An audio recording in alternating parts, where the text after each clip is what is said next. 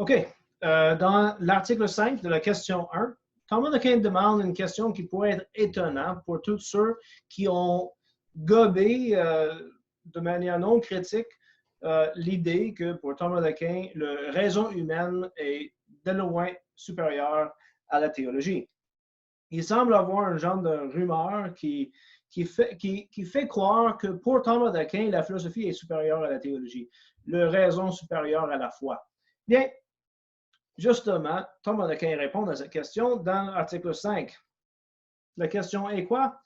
La science sacrée est-elle supérieure aux autres sciences?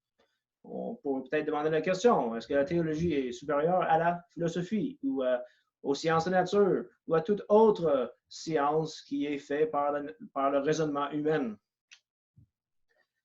Pour l'autorité, il fait appel au proverbe. Il dit ceci. On appelle les autres sciences les servantes de la théologie. Donc, on voit tout de suite sa réponse. C'est ce qu'on peut voir dans le livre des Proverbes où il est dit de la sagesse, elle, la sagesse, a envoyé ses servantes. Elle appelle sur les auteurs. Donc, pour Thomas d'Aquin, c'est clair, la théologie est le reine, c'est la théologie, la reine, c'est la théologie qui est supérieure. Tous les autres sont inférieurs à la théologie et le servent comme des servantes. Il va par la suite donner des raisons pour lesquelles on doit croire que c'est le cas. Donc, il dit, la vérité est que cette science, à la fois spéculative et pratique, dépasse sous ce double rapport tous les autres. Donc, on a parlé dans les questions précédentes de la théologie en demandant est-ce que c'est spéculatif ou pratique? Est-ce que c'est une science pratique? Thomas d'Aquin a dit c'est un peu les deux. C'est premièrement spéculatif et pratique en rapport avec, quand on parle de l'être humain, mais toujours en rapport avec Dieu. Donc, il y a toujours un aspect pratique. Thomas d'Aquin dit dans ces deux aspects de la théologie est supérieure à toute autre science. Donc, il va par la suite expliquer comment c'est le cas. Donc, premièrement, si on regarde les sciences spéculatives, il dit il y a deux manières par lesquelles on peut dire qu'une science spéculative est supérieure à une autre. Premièrement, parce qu'elle est plus certaine, et deuxièmement, parce qu'elle s'occupe de plus hauts objets. Et c'est sûr que tous ceux qui ont étudié les sciences de nature vont tout de suite dire « Ah, ben tu vois, la théologie est pas mal moins certaine que les sciences de nature. » Pourtant, ce n'est pas du tout ce que pense Thomas d'Aquin.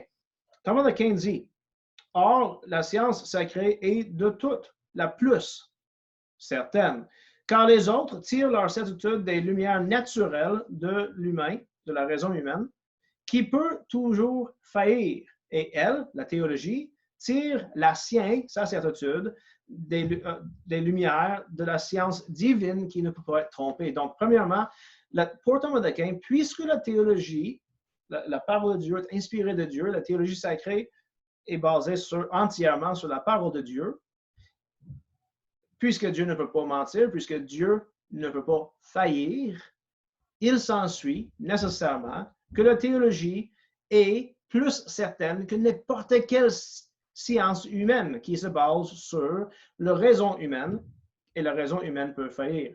Donc, sur la base de on pourrait dire, le raison, le niveau de connaissance, ou celui qui connaît ou donne la connaissance, à ce niveau-là, la théologie est de loin supérieure puisqu'elle se base sur Dieu et non sur l'être humain.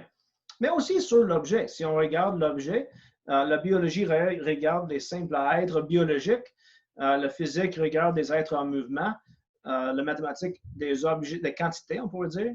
Bon, lequel a l'objet le plus élevé? Thomas d'Aquin dit, c'est la théologie aussi qui a l'objet le plus élevé puisque sa considération principale se porte sur ce qui dépasse la raison, au lieu que les autres disciplines envisagent ce qui est soumis à la raison. Et donc, quand on regarde la théologie puis on le compare avec toutes les autres choses, c'est clair. Et d'ailleurs, même pour Aristote, la contemplation des choses divines, c'était la chose qu'on pourrait contempler qui était la plus supérieure, la plus haute fonction de l'homme, c'était la contemplation des choses divines. Parce que c'est ça qui est la chose supérieure, l'objet supérieur de la contemplation humaine. Donc, autant sur le niveau de certitude que sur la question de l'objet qu'on regarde dans la science. La théologie est supérieure aux sciences spéculatives. Quoi pour le côté de pratique? Bon, n'oublie pas, quand on parle du pratique, on parle de l'action. Thomas d'Aquin dit, est-il question des sciences pratiques? On doit dire supérieure, celle qui ne vise pas, au-delà d'elle, une fin plus décisive. Il donne un exemple.